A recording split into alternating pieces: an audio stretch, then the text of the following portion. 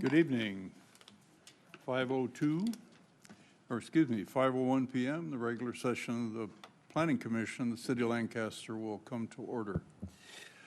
Tonight I'll offer the invocation. Commissioner Harvey will lead us in the pledge. If you'd all please stand.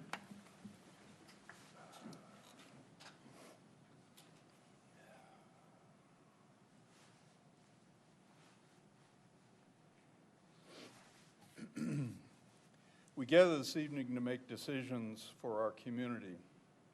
May we use our best skills and judgment, keeping ourselves impartial and neutral as we consider the merits and pitfalls of each matter that is placed before us. May we always act in accordance with what is best for our community and our fellow citizens. Amen. Please remain standing and join us as we honor our nation's flag. I pledge allegiance to the flag of the United States of America and to the republic for which it stands, one nation under God, indivisible, with liberty and justice for all. Thank you. Have a roll call, please. Chairman Bose. Here. Vice Chair Smith. Here. Commissioner Cook. Absent. Commissioner Harvey. Present. Commissioner Moore. Present. Commissioner Paris. Absent. We have a quorum. Thank you. I heard from Commissioner Cook. She's home ill for a few days, and we wish her a speedy recovery.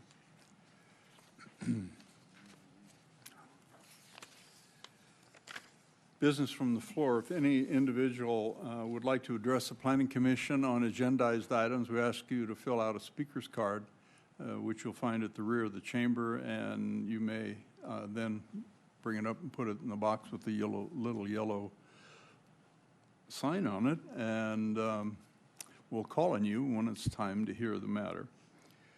For the record, we received three, I believe it is, yes, three uncontested letters on each action item that's before us. We have two continued public hearings and one new public hearing tonight. The first action item is approval of the minutes of our regular meeting of January 27, 2020. May I have a motion, please? I make a motion to approve the minutes from January 27, 2020. Thank you. Have a second? I second. Second. Thank you. Anything further? Please vote.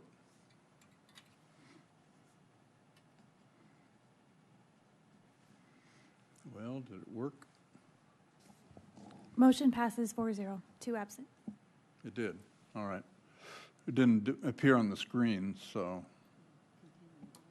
It should now. I had to disable the vote for Commissioner Paris. Okay. Thank you. All right. The next item, item number 2, is a continued public hearing on tentative track map 66842.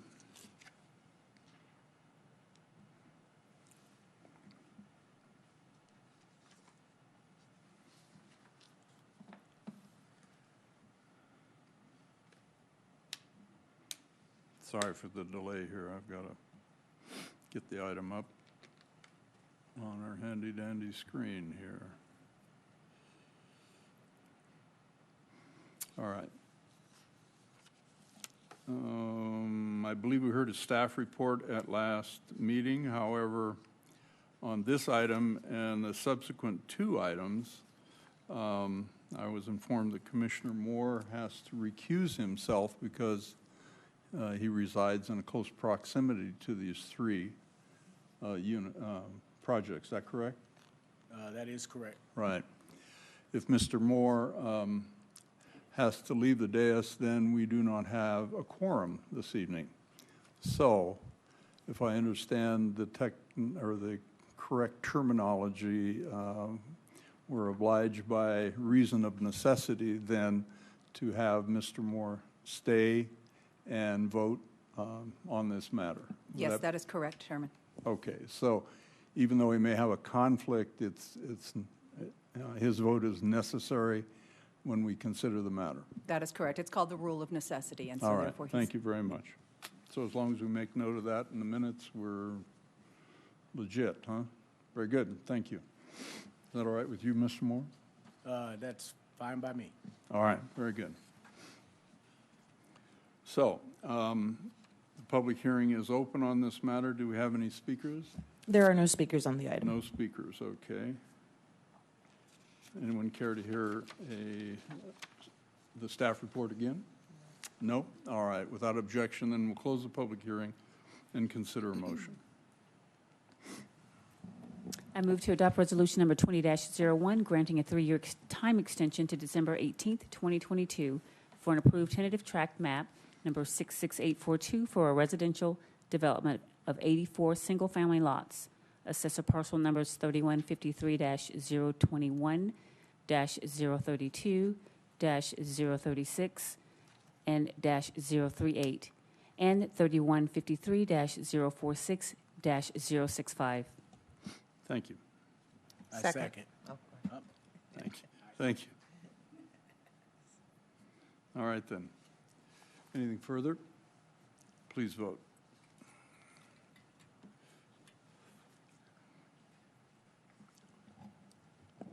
Motion passes 4-0, 2 absent. Still nothing showing. Still not showing up. So you're getting it on your screen? Yes. Okay. So if you didn't cast a yes vote, please speak up. Otherwise, the motion passes. All right? Right? Okay, thank you. All right, the next item is a continued public hearing on tentative tract map number 74966. This is a continued item. So the hearing is still open on this. Do we have speakers? No speakers. All right. I do have some questions or comments more than anything else, I think, and these are directed to the city engineer. This project, if I reviewed it correctly, on the project data, it talks about, first of all, the project is located in flood zone B, which is an area of a certain level of inundation typical in that area. So there's overland sheet flow of water when it rains, typically the few times a year that it happens out here. Right? So tell us what B means. B is the 500-year floodplain, which we do not regulate. We only regulate 100-year floodplains. So there are Okay. no special requirements or building construction requirements for the flood zone B. Okay, so what are the normal requirements as opposed to special? Lots are built up, what, 1 foot above the median flood level? No, normal, we don't look at any of the floodplain elevation because we don't have a floodplain under 500-year Okay. floodplain. What we do is we look at the hydraulic and hydrology design standards in our guidelines, and they have to design the streets to flow in accordance with those guidelines, and any storm drain infrastructure that they put in, they have to be designed to handle it'd be the 25-year storm for those. All right.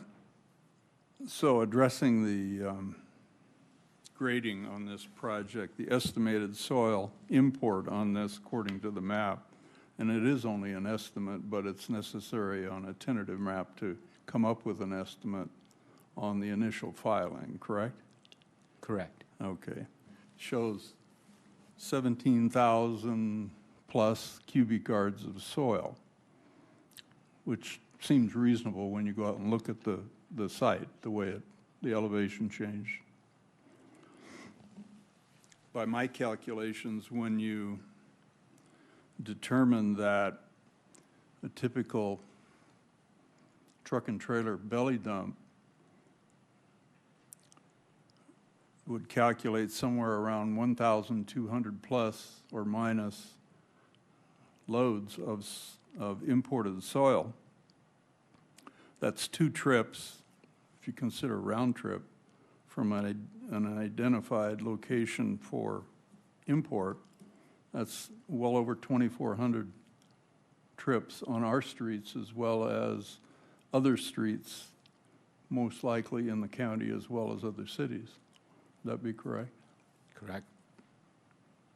Or if they weren't using the typical belly dump trucks, the truck and trailers that hold about 13, 14 yards roughly of soil.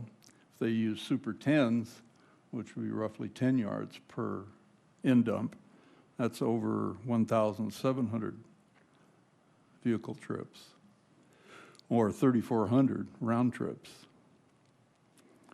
Make sense? That's correct. So here's my concern. I know how much money the, the city is bonded for and is expending over a number of years to improve the streets in our community. How do we protect our streets from these 2,400 round trips of 40 to 60,000 pound vehicles? How do we mitigate that?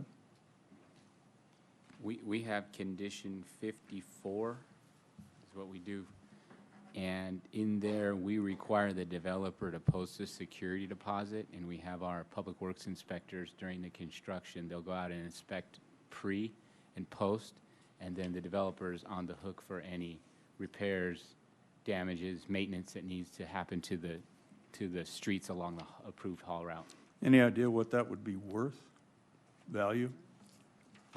Rule of thumb is if you're at 100,000 cubic yards, it's about a $50,000 security deposit. So if you prorated it, 17,000 cubic yards is probably what, $10,000, somewhere in there. You think that's a fair sum on well, first of all, you have to identify a route, right? Correct.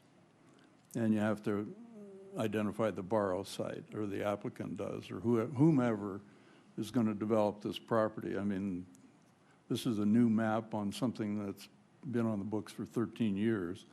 So now it's another potential 5 or 6. So if in fact it ever is developed, you have to identify a borrow site as well as a route. So where would the typical borrow site be?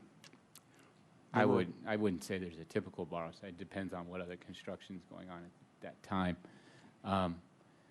But what I would say is it would depend on the age of the street also. If it's, if the haul route's on older street that's already kind of used and served its life, then it's probably an acceptable deposit. But if it's one of our brand new, recently refurbished streets, it's probably a deal.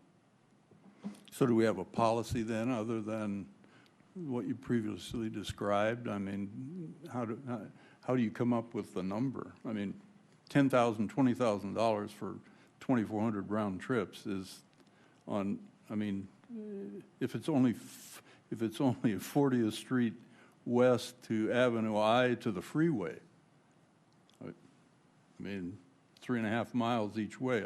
That could be a route, assuming Caltrans buys off on it, right? Well, Caltrans doesn't look at haul routes. They don't care? No, but we do. Correct. Caltrans streets are designed for that heavy truck traffic. Just seems to me that I know what the condition says, and it's a standard condition. We've gone through it for the last 10 or 12 years. We've had that condition, but it just seems extraordinary to me for a project of this size to have that much potential impact to our public streets, given some of their current conditions.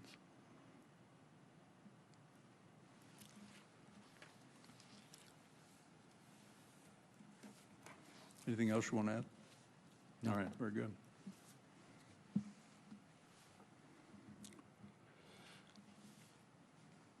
All right. Anyone else? No. So we don't have any speakers on this? All right. Pardon? Sorry, no speakers. Okay, good. Then it's appropriate to close the public hearing without objection and consider a motion. I move to adopt resolution, number 20.03, approving tentative track map number, I don't have my glasses on, 74966 to allow for subdivision of 67 single-family residential lots in the R7000 zoning designation and adopt the mitigation negative declaration. Second. Thank you. Anything further? Please vote.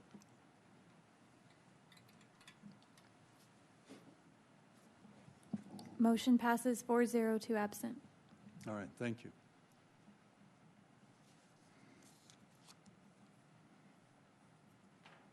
We're counting on you, Ms. Winter. All right, new public hearings.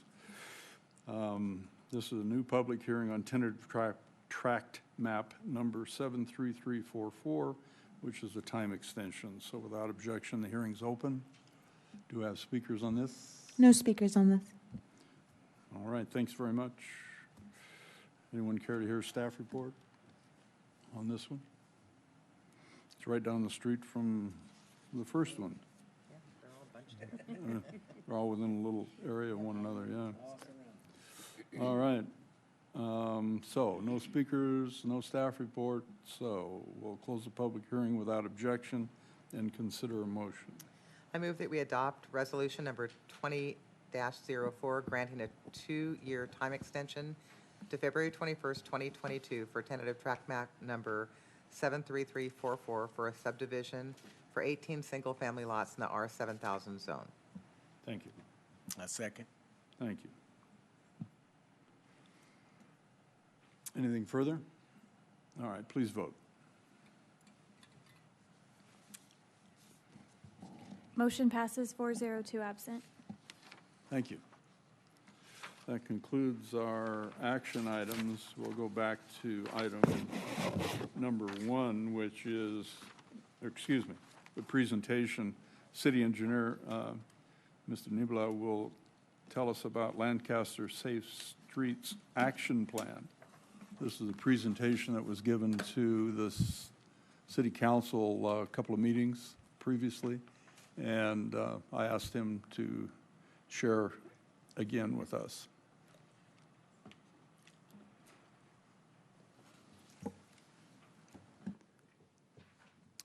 Well, thank you guys for having me here tonight. Good evening, Chair, Vice Chair, and Commissioners. I want to thank the Chairman for requesting this presentation. This is a presentation on Lancaster Safer Streets Action Plan. This is one that our traffic engineering team is actually really excited about. We think that this plan, and more appropriately, the implementation of this plan moving forward, is really going to make our city streets a safer place. So with that, I hope I can share some of the excitement with you guys on the action plan, as I briefly tell you what the action plan is, why it's important, dive into the action plan a little bit, and then tell you where we think the action plan is going to take us. Well, let me, my button not on?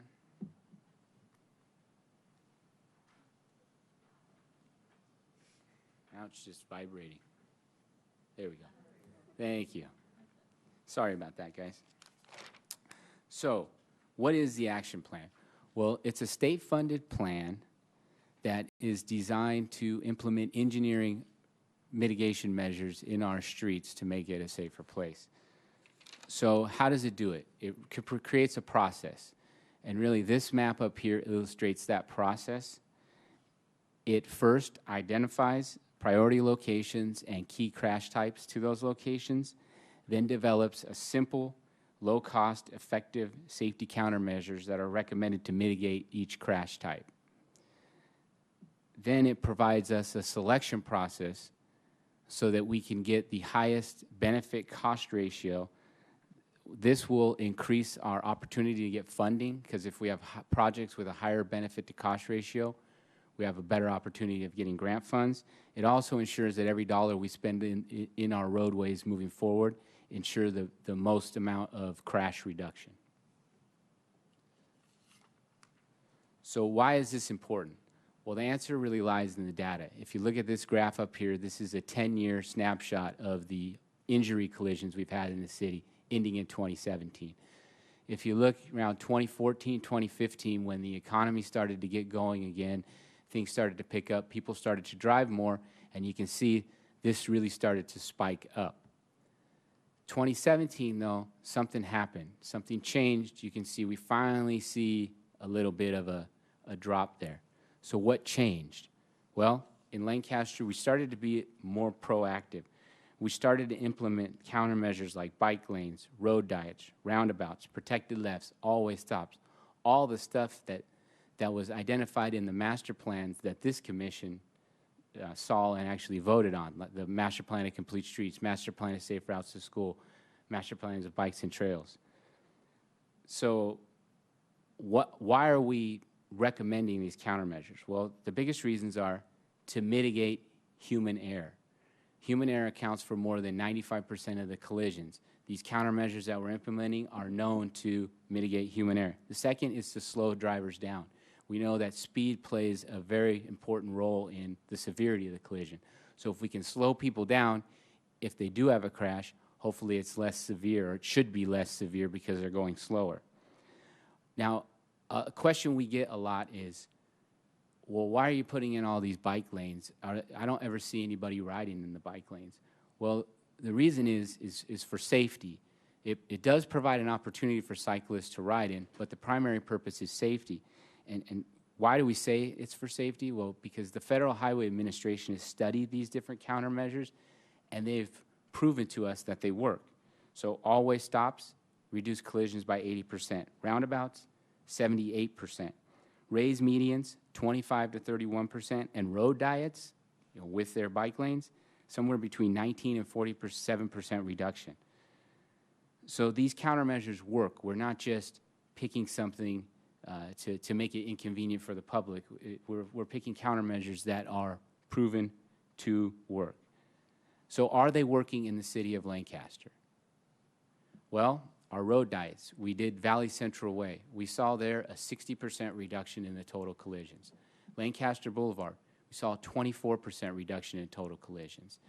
We also recently surveyed, actually in December of 2019, we surveyed 19 locations where we had road dieted, and in those locations we found a 2-mile-an-hour average reduction in the measured 85th percentile speed of drivers. While that might not seem like a big deal, when you drill into the data more, over half of those locations will see a posted speed limit reduction of 5 miles an hour.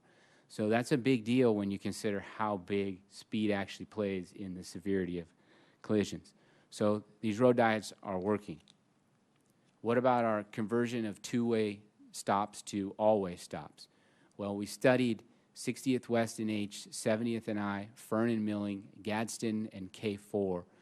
Those locations were converted about 2 to 3 years ago, so they give us enough data that we can actually trust that data. And there we saw 87% reduction in total crashes, 93% reduction in severe injury crashes, and 100% reduction in fatalities. So those all-way stops are working out there. We recently warranted and installed all-way stops at F and 60th West, G and 60th West, I and 40th East.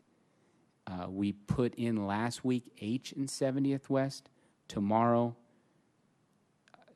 J and 70th East goes in, and we're studying, I think we have 2 or 3 more locations that we're studying right now for the implementation. So at these locations, we do expect to see these similar results. Those are 4-way stops? Yes, they were previously 2, and now they're getting converted to 4. So will you touch on the cost impacts of those improvements, approximate value of those improvements? Cost, Depe- I should say, not value. Depending on the location, you're somewhere between 3,000 and 5,000 for us to implement those. So it's a matter of signage and striping.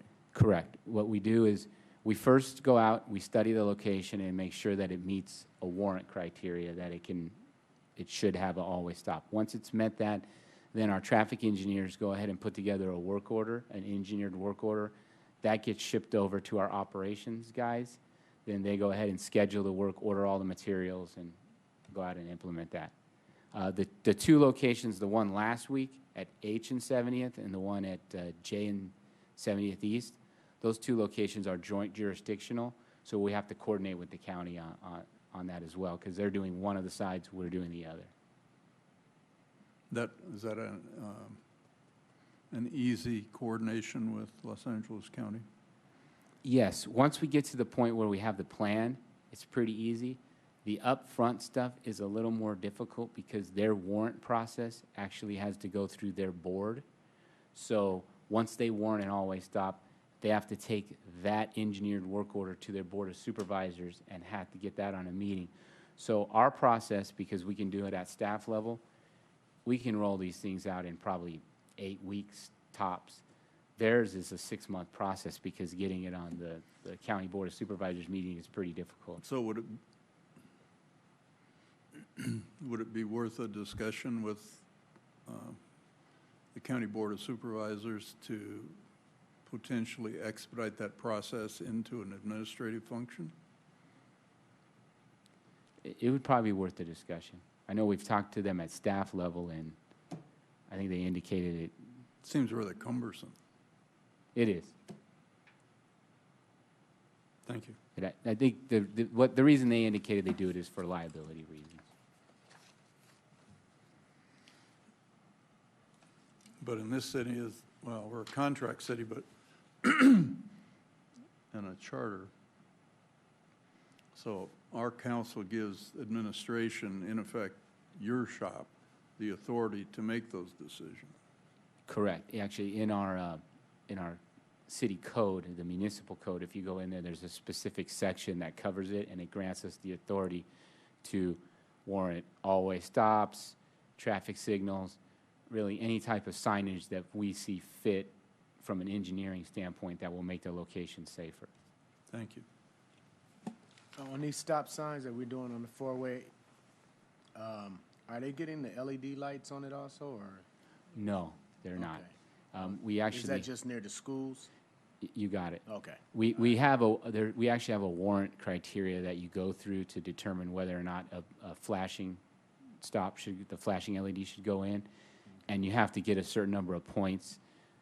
Yeah, so you have to have accidents, number one, to get the points, and then proximity to a school gets you points too. So Okay. it's highly unlikely that if you're not near a school, you're going to get the flashing LED. But when you install a new stop sign, I'm thinking of H and 70th, which I use a lot. Is there like warning signs that there is a new installed sign? Because I could see people who are just used to blowing right through there. Yes, that we have. When you drive by there, you'll see there's yellow flags, or I'm sorry, orange, bright orange flags on top of all of the new signage to warn. Plus, we have an advanced warning sign ahead of that that says "new traffic pattern ahead." Okay. And we've done that in all 4 directions. I'll So see it we tomorrow try morning. to really call that out. Then the other thing that we did too is we put a notice. We have a weekly notice that goes out for traffic closures and things like that, and we've advertised that in there. We put it in social media because we don't want to surprise anybody that there's a new stop there, and then they don't see it and they run it. That's one that I generally stop at anyhow. That's a really blind. 70 because and I'm H? really, Yeah. 70th and H is completely blind. Yeah, where the So- house is on the one corner, it Yeah, really and blocks even it. looking to the left if Yeah. you're heading north. Thank you. Plus the grade of the street is below grade by about 3 feet. so. Yeah, that one freaks me out. Go ahead. Okay, the next countermeasure is the protected lefts, which is the red, yellow, green arrow in order to make a left. So you have to get the green arrow to go.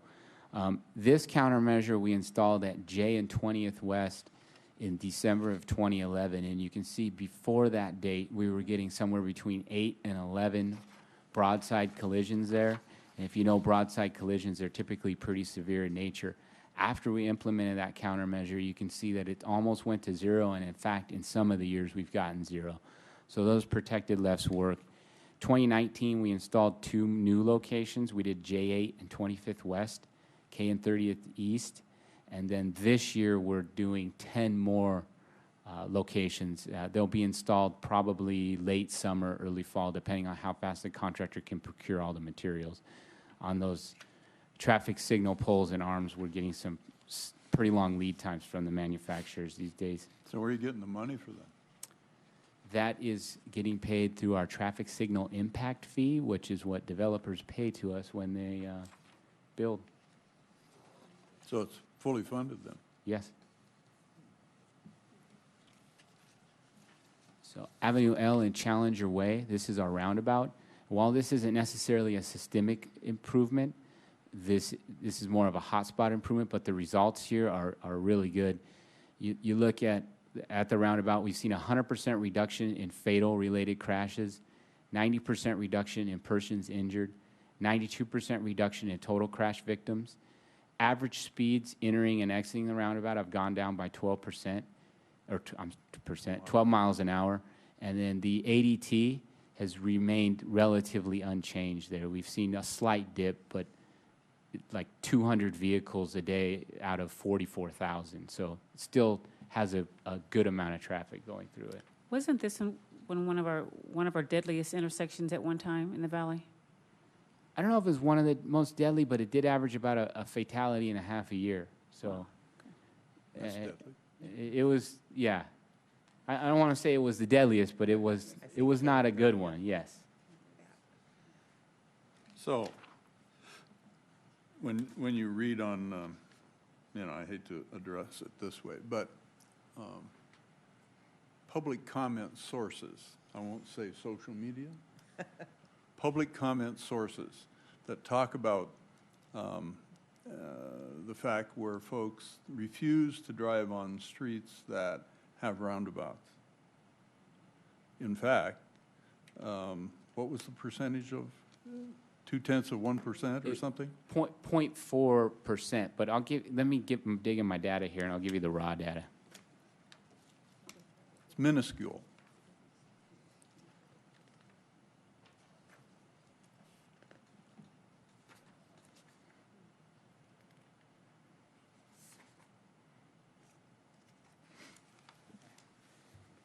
Here we go. So if you look at the total number before we did the roundabout, we had 48,650 cars per day through that location.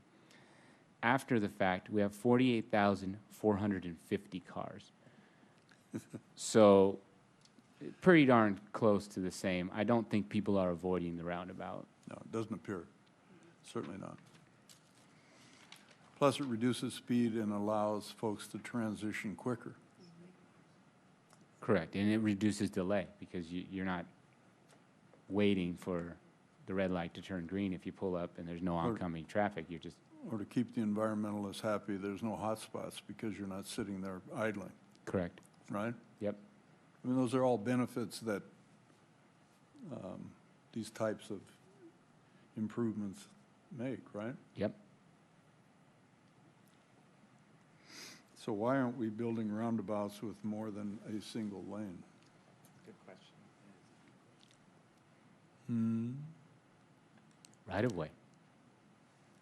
Say, why are we building roundabouts with only a single lane of transition as opposed to multiple lanes of transition on high-traffic streets? Well, I think we have right-of-way issues in a lot of our existing core city where you'd need the multi-lane roundabouts.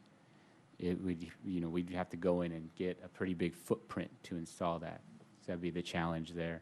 But Another 12 feet. But right? on some of our recent development that we've approved, Avante South and North, there are some multi-lane roundabouts that were approved as part of that project because that's a clean slate. We can get the big right-of-way that's needed.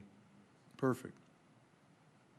Which will allow traffic to move more efficiently and safer. Correct? Go ahead, we're interrupting you, but that's... No you don't problem. mind, do you? No problem. Seems to be par for the course for this one. So the next up, I'll kind of drill into what the action plan was. So the thing that the action plan did first is it analyzed all of the collisions that we had from 2013 to 2017, so that 5-year period. During that time, there were a total of 9,742 crashes. This plan went and calculated the critical crash rate at all the locations and then went ahead and kind of ranked them out or sorted through them.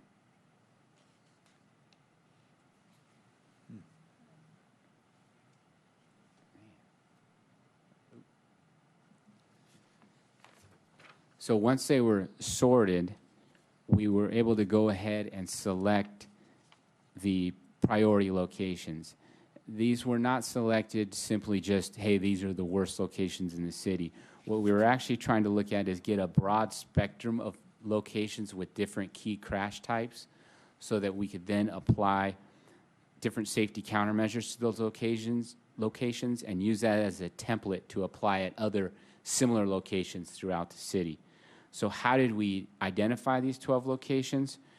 We first looked at locations with a history of severe and fatal crashes, then locations where a certain crash type was overrepresented, locations that represented a variety of geographic, roadway, and land use contexts presented throughout the city, and then locations with a high critical crash rate differential, meaning a much higher than expected crash rate of a particular type at that location. So once we did that, we came up with these 12 locations that you see here. Then after having that, we went and the other component that the action plan does is it creates a countermeasure toolbox, which built on the toolbox that we already had from all of the master plans that we discussed a little bit earlier. So it took those countermeasures that were identified in those master plans, then added to that, created a pretty significant toolbox. Once we had that toolbox, we created a cut sheet for all of the locations identified. And in this cut sheet, this is an example of 30th Street West and Avenue F. It gave recommendations for short-term, mid-term, and long-term safety countermeasures, and then calculates an expected benefit cost ratio for that location. And the reason this was done is because then this now can be applied to a similar location that may not have an accident history yet because it doesn't have the traffic volumes or something hasn't been triggered yet to cause it, but it has similar characteristics. So we can now proactively go and apply these countermeasures to that location and be ahead of the curve. So resolve those issues even before those issues come up. And that's really the point of this whole action plan. Then we can take these different countermeasures and cost-benefit ratios and package them together, submit them in our different grant applications, and hopefully get grants because we have these high benefit cost ratio. Did you mention previously in your earlier comments the benefit ratio of crashes as it relates between the four-way stops and the roundabouts? Am I saying that correctly? I want to say you said something in the 70 percentile as opposed to the 90 percentile. I'm not following. I'm not sure I am either. I do have another. Maybe you're thinking ahead. There is another slide after this that talks about the difference between a traditional hotspot approach versus systemic approach. It kind of does a comparison there. Maybe, I don't know. It's just, I mean, the cost. You know, you spend $3,000 to $5,000 on a four-way against, depending, you know, $500,000 to $1 million on a roundabout, right? Correct, but a roundabout location would also be warranted just based on traffic volumes, because if you get too much traffic volumes, it always starts to fail where it can't. Right, at a given point in time. Yes. So at those locations, yeah, your cost-benefit ratio may be higher, but you also don't want a half a mile backup waiting to go through the stop sign. But there's no way to count that other than putting out your counters. I mean, like you do, you're able to count traffic flow on intersections with signalized intersections, right? Well, we'll count them anywhere, really. We have these boxes that we put out with the Right. tubes across the street, and we can get counts. But your traffic signal sensors that sense the stacking, Our traffic signals, yes, the cameras now have a technology in there where they can pick up the vehicles and give us actually pedestrian, bicyclist, and vehicle counts. And then it downloads it to a pretty user-friendly interface that we can analyze the data. cool. Better every year then. Yes, yes. And the technology on those cameras gets, I mean, from year over year, just the algorithms that they're using to get those counts are getting significantly better. I think reliability used to be 50, 60%. Now they got it up to 93, 94% on those Wow. counts. Terrific. To use an analogy, a medical analogy on what this action plan really gives us, so the toolbox and the toolbox that the other master plans gave us was kind of like the medicine. And now this action plan is giving us a method to diagnose and prescribe that medicine in a very systematic way. So that's the benefit of having this. Now we can look at a location and say, okay, these are the symptoms, this is what we need to do, and we can resolve it this way. So this slide up here, it discusses the difference between the traditional hotspot approach and then this systemic approach that the action plan really focuses on. I don't want to say one approach is necessarily better than others. They both have their place and they're both needed in certain instances. This is just a comparison and kind of shows you the difference. So in if we had a $3 million budget and we were to do 3 traditional projects, 3 $1 million roundabouts, at those roundabouts would reduce the number of collisions there by 40%. We would, if we assume that there's 20 crashes a year happening at those locations, that would be 8 times 3. You'd see a 24 crashes per year being reduced citywide. Alternatively, you could take that $3 million budget, implement a $6,000 countermeasure at 500 locations. That countermeasure would only reduce the number of collisions by 5% at each location, but because we're implementing it over 500 locations, you'd see a reduction in collisions citywide of 75. So that's 3 times the amount. So that's the benefit when you do go systemic and you or install these different countermeasures on a large scale. We don't have 500 intersections, though. We do not. Well, we don't have 500 signalized. We have 150 signalized.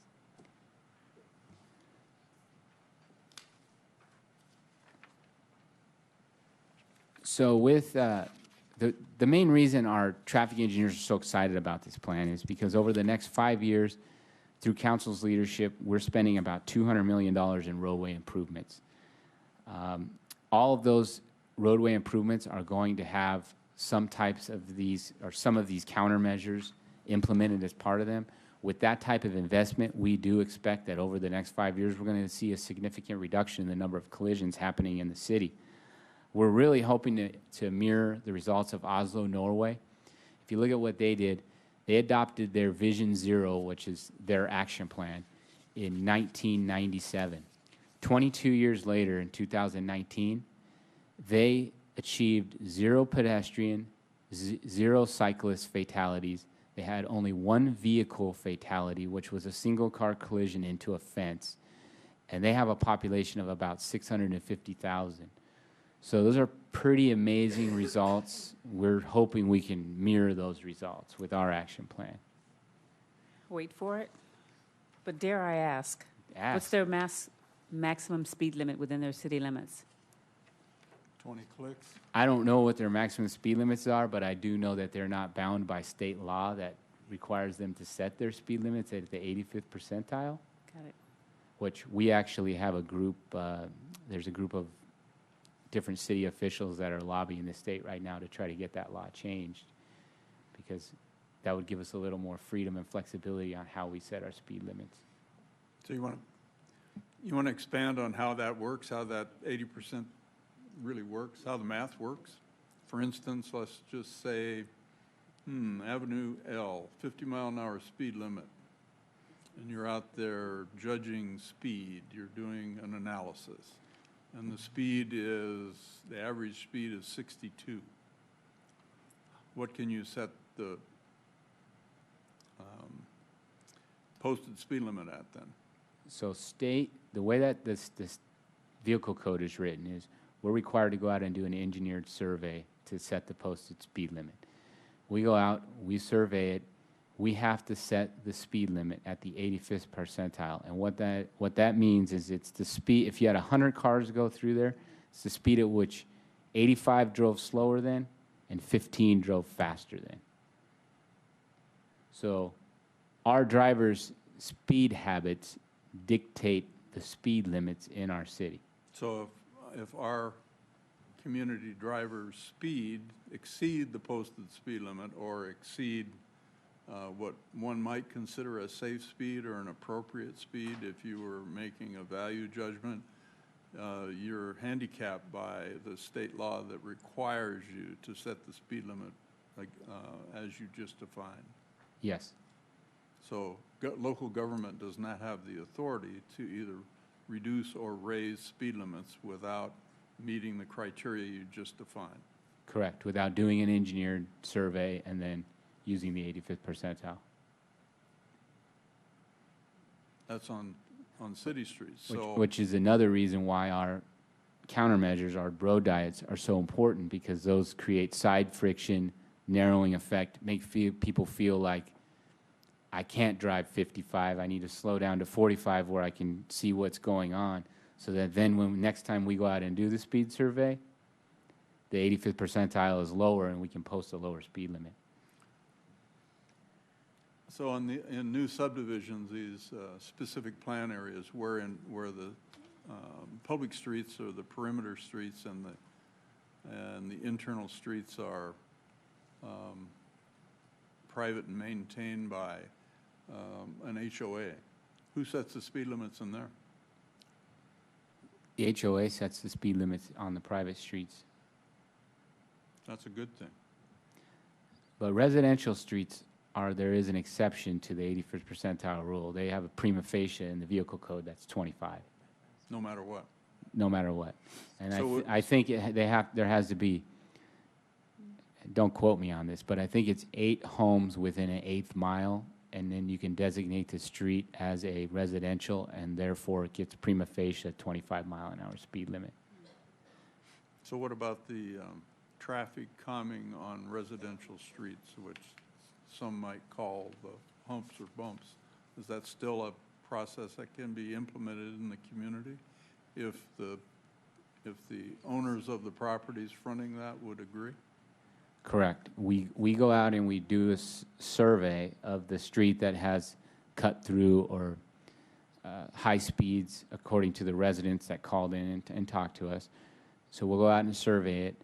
There, if your 85th percentile speed that's measured is more than 10 miles an hour above the posted speed, so most cases that's 25. If your measured 85th percentile is at 35 miles an hour or above, it qualifies for speed humps.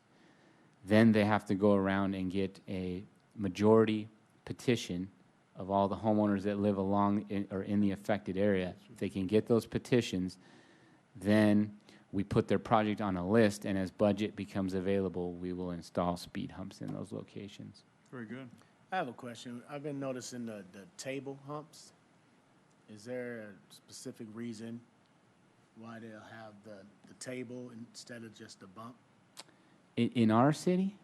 Yes, we got it. We got one over by the Antelope Valley College. There's tables on that back road. So they're not a hump, it's just a, You're talking about J8? yeah, over So by we- Jade at the college. Because we've recently changed our design at the recommendation and urging of the fire department. So we used to use just a more traditional Just a hump, yeah. and now it's more like little anthills Oh, okay. is a better way to call it, but it's so that the fire trucks can straddle it and not hit it. Oh, okay. Not So that was bottom at their request, but I don't know if that's the tables that you're addressing. No, the tables is just, Instead of it being a straight hump, it's like a gradual, and then it goes down. But it still makes you slow down. That might be a private street. I think it's 'Cause I don't- J8, isn't Could it? be. Isn't it J8? No, it's actually like the back end of the Antelope Valley College, but it is. Over by the stadium side Yeah, there? by the Yeah, I stadium think side. that is their This is private? street, so Okay. they're putting in their design. On site, yeah. I Yeah. just noticed that, and I didn't know if we were adapting that or not.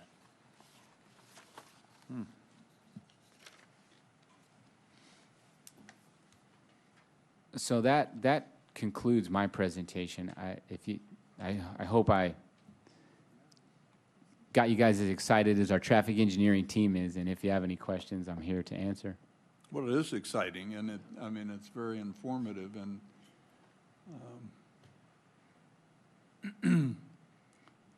the way some folks in the community wish to express themselves.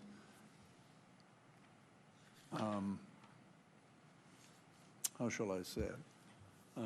This gives people an opportunity to truly understand how the system works and what our restraints are, not just money.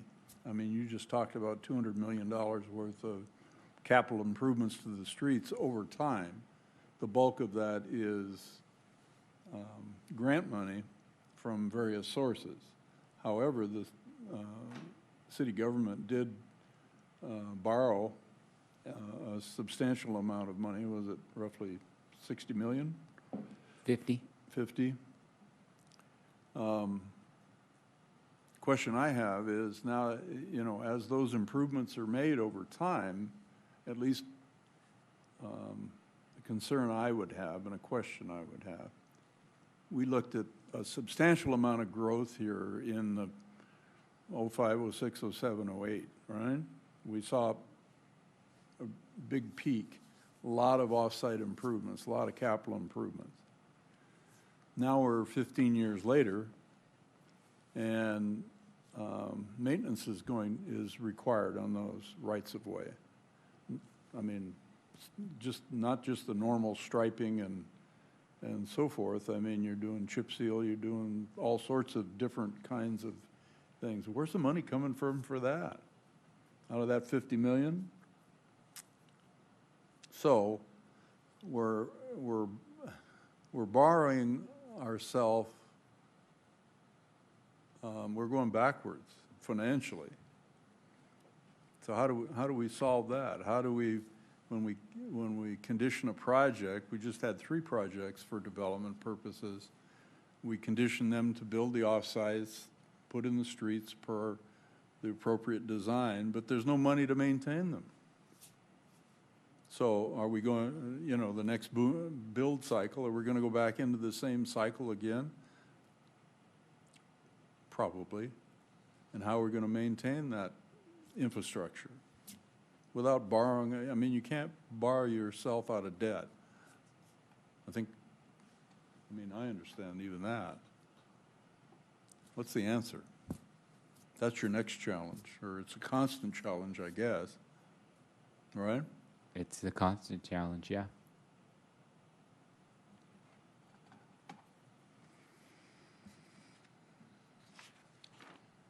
So $50 million costs $90 million to pay back, or 85, which then reduces the resource for other purposes in a city. We've got to come up with a solution. I mean, public safety is number one. The biggest money that the city spends is on law enforcement, right? And the next is capital, right? Capital improvements, Correct. notwithstanding salary and benefits. That's a constant, but, you know, that's controllable to some degree, but maintenance is not controllable. The environment controls that and impacts that. The way people treat those capital improvements over time. I mean, asphalt's going to wear out. You know, asphalted concrete wears out, right?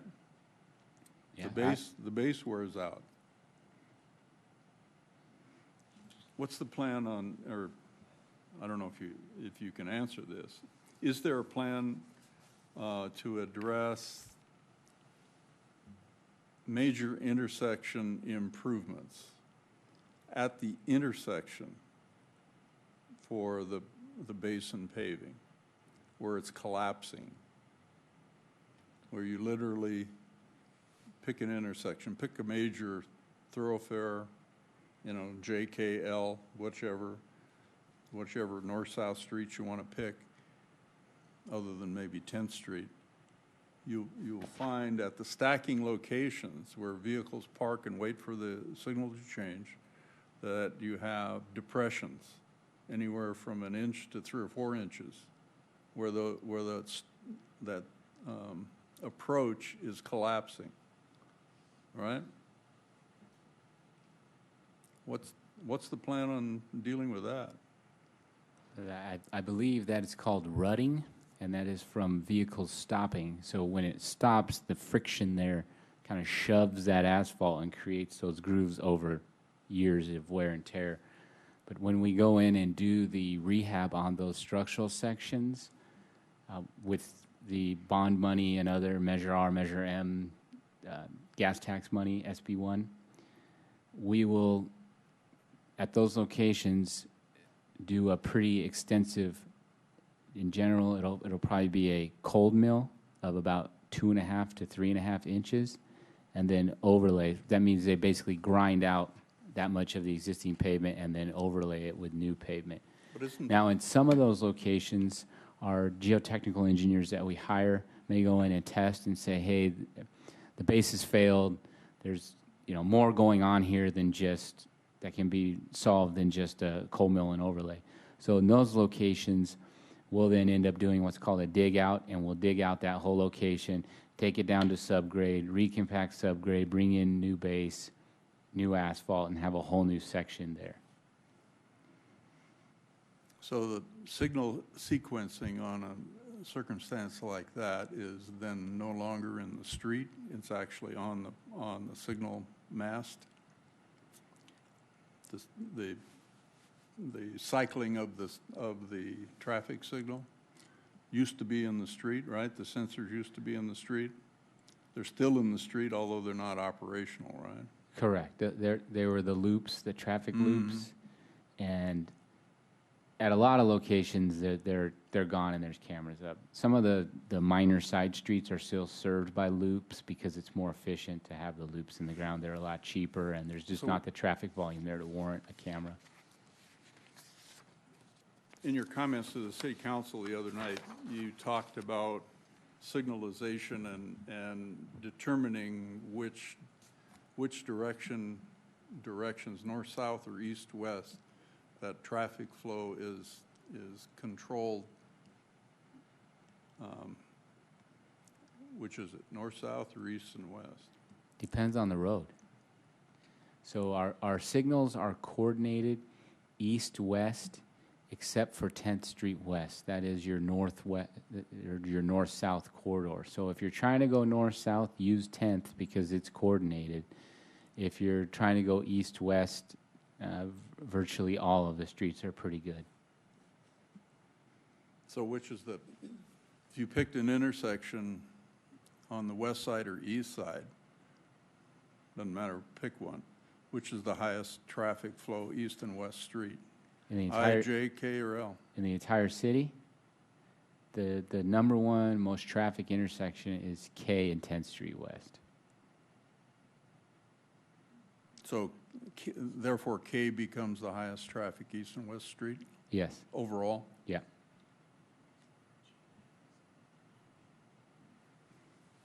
All right, very good. I had a question. And just correct me if I'm wrong. Didn't we do a street that had like white pavement on it? We did. And whatever came to that? Because I don't know what. It was right out in front of MOA here. We did it. It was called Cool Seal. Yeah. And we put it on to see if it would cool the street down in the summer days. And it did. But if you go over there now, you'll see it didn't hold up very well.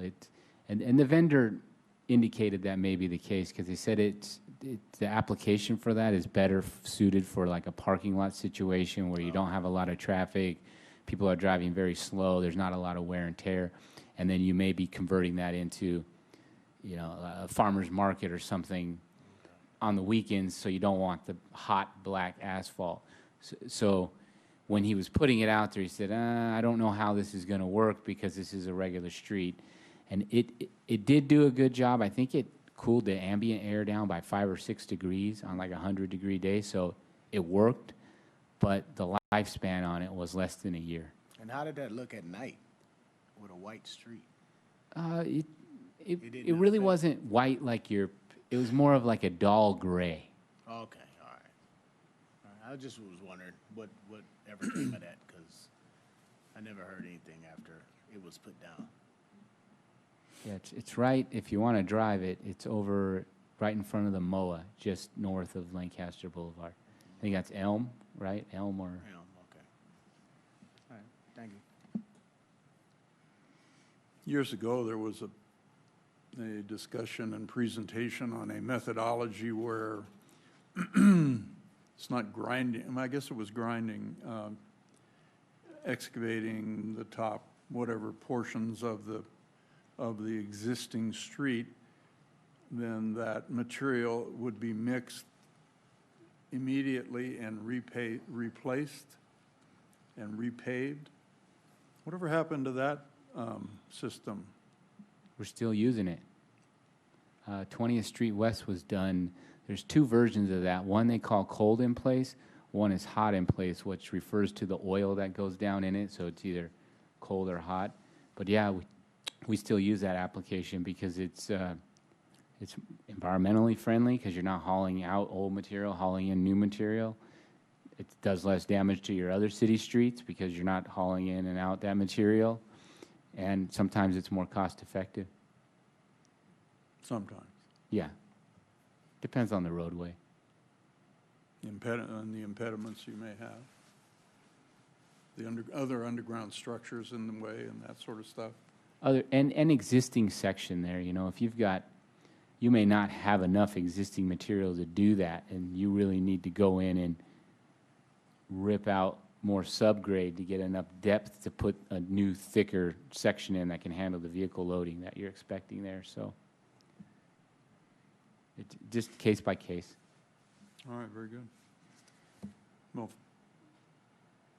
we appreciate you taking the time to share with us tonight, and you know, it has, to me, had a great impact on what we're considering for approval as time goes by. Thanks very much. Thank you. All right, nothing else? Any public comments from anyone? You have any announcements, Ms. De La Cruz? No announcements this evening.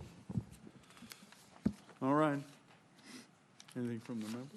No? All right, thank you all I did for... have one thing. Go ahead, go ahead. I probably could have called you and asked you this question, but I was looking at the website and noticed when you go to the website where it says connect and you go to public meetings, the Planning Commission meeting is never listed there as upcoming with the agenda. I saw, like, for instance, last week there was like 4, you know, homeless impact, I think ADT, but I never see Planning Commission on there. I do see it show up once the meeting's happened with the video and the agenda, but that one little section with upcoming. Chairman Vose said he sees it on the calendar, but I go to the Connect and public meetings. We'll take a look. Okay. We'll take a look and make sure that if whatever meetings are on there, that it also has this commission. Okay, great. Yeah, because Absolutely. that's one I use. I'm like, oh. You said it's after Connect? It's under Connect Okay. and then public meetings. Okay, we'll And take a it lists look. all the meetings. Okay, great. Thank you. Yeah, it's never, it's only there when, After the meeting. yeah, after the meeting. It's not a coming attraction, if you will. It's not a regular posted. So depending on how the public access information, I don't know, you know. There's more than one way to access I don't our, think city council's ever listed on there either. No, Come to city- think of it. yeah, city's on it, Is yeah. city council on there? Yeah, city council. I see it down below with the agenda, but oh well. Yeah. All right then, very good, thank you. So we stand adjourned to our special meeting for agenda review, March 9th. at 4:30 PM here in these chambers. Thank you all. Appreciate your work tonight. Thank you.